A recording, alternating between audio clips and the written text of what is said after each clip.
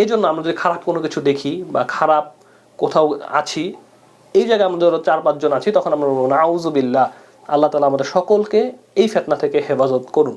তো আমরা অর্থটা জানলাম, আলহামদুলিল্লাহ। আমাদের জন্য দোয়া করবেন এবং চ্যানেলটি সাবস্ক্রাইব করে আমাদের সাথে থাকবেন, এবং পেজ থেকে যারা দেখছেন অবশ্যই পেজটি ফলো করে আমাদের পাশে থাকবেন। আসসালামু আলাইকুম ওয়া রাহমাতুল্লাহি ওয়া বারাকাতুহু।